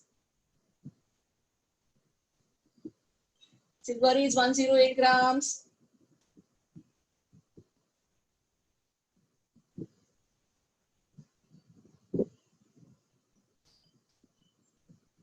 $248 grams हो जाएगा. तो एज पर स्टोइशियोमेट्री अगर ये 248 ग्राम्स है आपके पास तो उससे ये बनेगा 216 ग्राम्स. अभी ये हमको कितना चाहिए? Problem says we want to find 1 gram of this. Okay, so I will simply say 216 gram silver,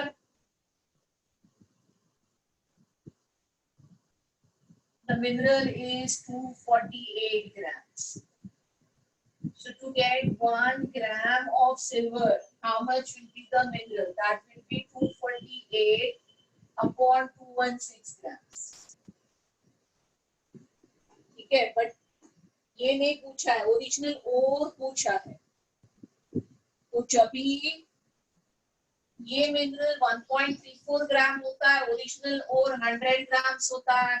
अभी ये मिनरल कितना ग्राम्स है तो ओरिजिनल ओर कितना होगा? So my next calculation will be 1.34 grams of mineral argentite comes from 100 grams ore.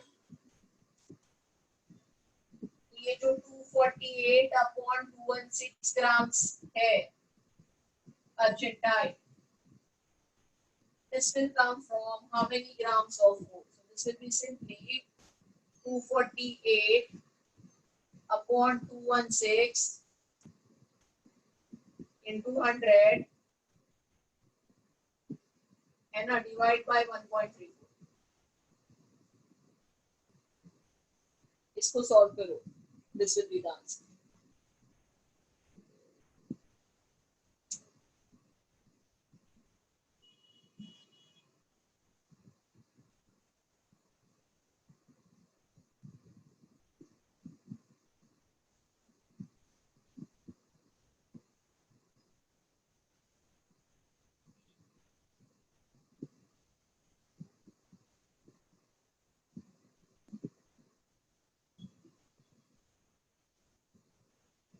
Ma'am 85.7.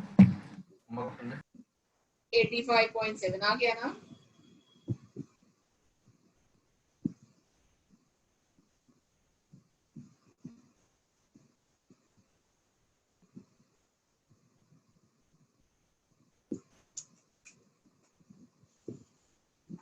तो आज हमने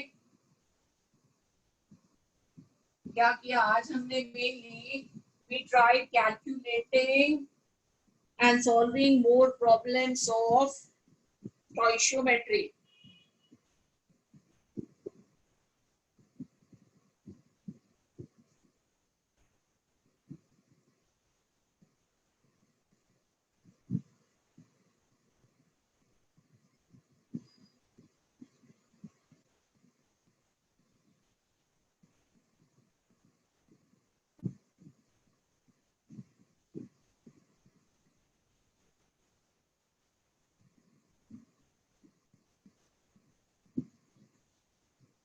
कल का जो एग्जाम है सबको पेपर पैटर्न तो पता ही है ना। 25 क्वेश्चंस केमिस्ट्री के आएंगे, ऑलमोस्ट आते, मतलब 12 एटॉमिक 13 मोल या 13 एटॉमिक 12 मोल, ये डिस्ट्रीब्यूशन रहेगा हर प्रॉब्लम को +4, और अगर गलत गए तो -1, और वही पूछा जाएगा जो सिखाया है। आउट ऑफ सिलेबस कुछ भी नहीं आएगा। तो क्या सिखाया है आपके पास प्रैक्टिस करने को क्या है?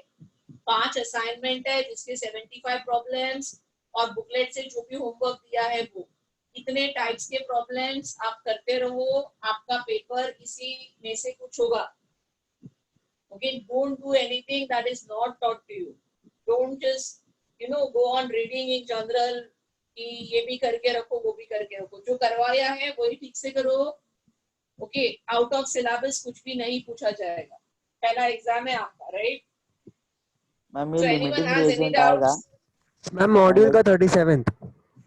मॉड्यूल का 37। Okay, give me a sec.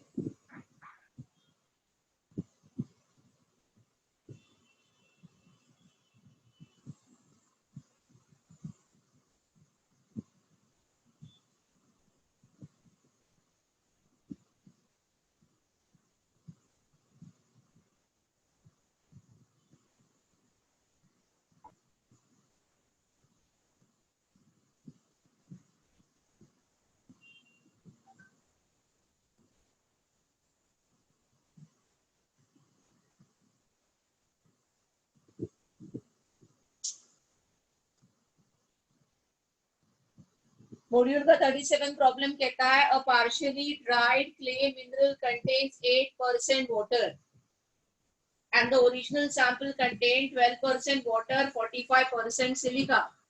The percent of silica in partially dried sample is nearly. This is your module का 37. तो इसमें what is the concept involved?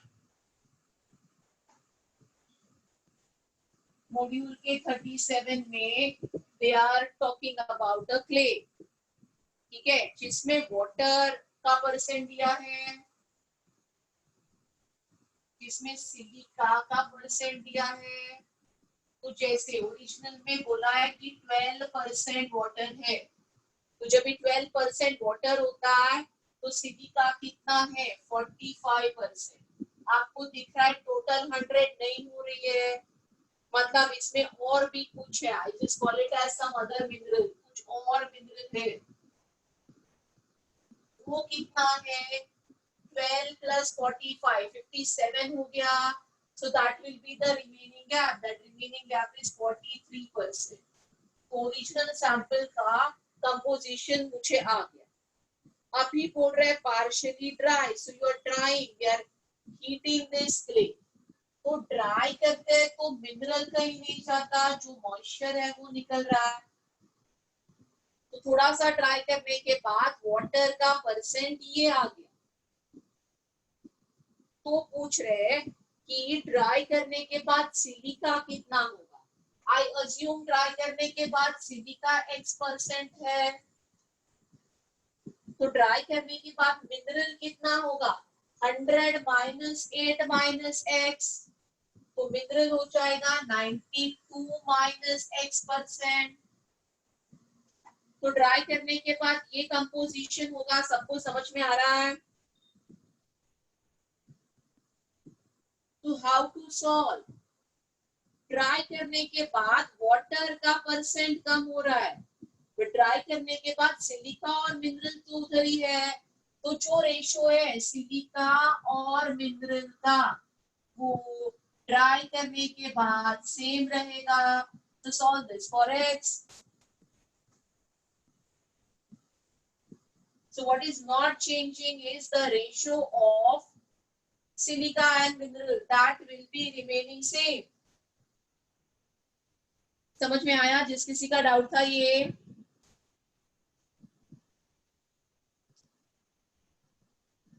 any other doubt anyone has?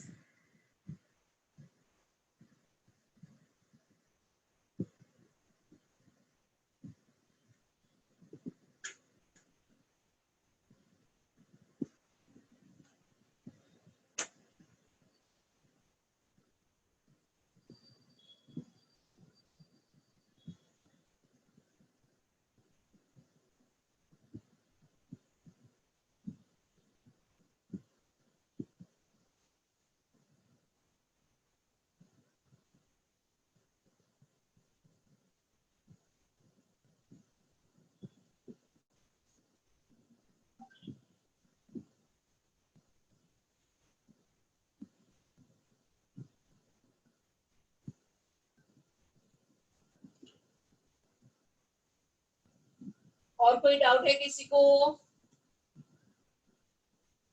38 38 ये सब लास्ट लेक्चर नहीं हुए थे क्या? हम कराए थे शायद लास्ट लेक्चर। मैम सब कराए थे। सब कराए थे मैंने लास्ट लेक्चर भी। फिर से पूछोगे ये सारे प्रॉब्लम लास्ट लेक्चर का रिकॉर्डिंग देखो मैंने सॉल्व किए क्लास में। लास्ट लेक्चर पूरा 2 घंटा यही कर रही थी मैं। तो अभी जो जग उठे है ना ये करवाया मैंने। 37 भी शायद डिस्कस हुआ था, 38 भी करवाया है। हम डिस्कस हुआ था लेकिन फिर नहीं हुआ तो इसलिए पूछा। अच्छा वो तो ठीक है, चलो डिस्कस हुआ अगर मैंने बोर्ड पे नहीं सॉल्व किया, बट ये 38 तो मुझे लगता है पक्का पक्का किया है। हम 38 सॉल्व किया था। और 38 तो मैं बताऊं, 38 तो मैंने क्लास में सॉल्व किया है। 38 परसेंटेज कंपोजिशन का क्लास का नोट्स देखना, उसमें 38 का सॉल्यूशन है। और बोलो no doubt. Done? yes Right. miss चलो that's it for today everybody. Best of luck for tomorrow first exam that you write. Yes ma'am. Do well. Thank you ma'am. नहीं मारना, Thank you, ज्यादा guess work करोगे तो Thank you, negative चले ma'am. जाओगे, thank you ma'am है ना? तो try to solve, be sure of your answers, then only take, as you will be writing with a negative marking, है ना? Try to do well. अच्छे से practice करो आज। जितनी प्रॉब्लम की प्रैक्टिस करोगे उतना अच्छा कर पाओगे कल के एग्जाम में। So best of luck everybody. Do well. See you next week. Bye. Thank you, ma'am. Thank you, mom. Thank you, ma'am. Thank you ma'am. Thank you, ma'am. Bye.